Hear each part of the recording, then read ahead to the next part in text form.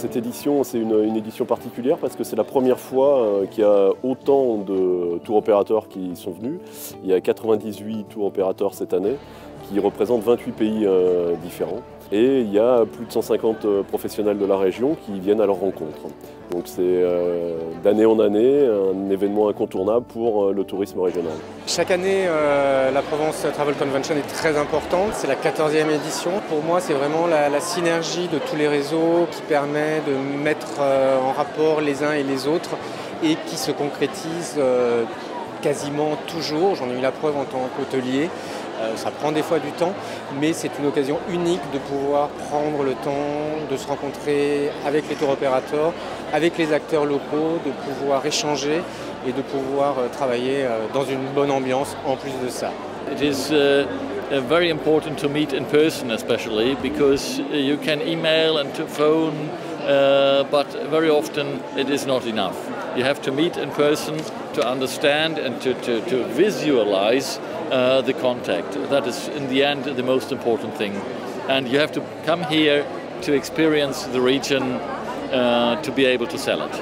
Je découvre plutôt tous ceux qui sont prêts à vouloir travailler avec les Australiens, qui est encore une clientèle très agréable, parce que nous sommes des gens faciles, avec un pouvoir d'achat.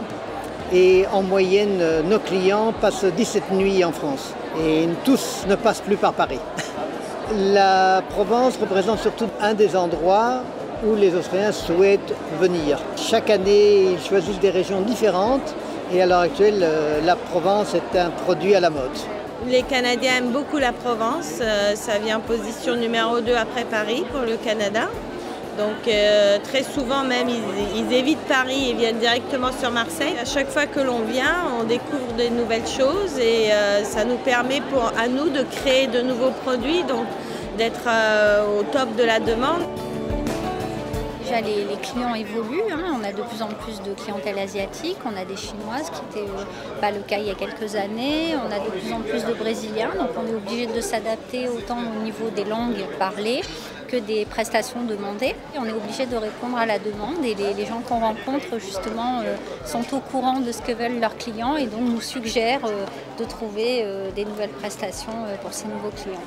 Et de plus en plus, la Provence devient connue au Brésil. Hein. Et les gens, il y a des émissions, il y a des articles, les journaux de tourisme, sur l'Internet. Et même s'il y a l'Internet aujourd'hui, les gens ils me demandent de l'expertise. Parce que les clients savent que je viens tous les ans et je peux les conseiller des choses différentes. C'est un événement important puisqu'on est là pour présenter le marché chinois. Puisque c'est un événement professionnel, donc on est là pour chercher les produits typiques de la région. Vous le savez très bien que le marché chinois, c'est futur. Pour l'instant, les Chinois, il y a plus de 100 millions de Chinois qui sortent de la Chine pour voyager à l'étranger.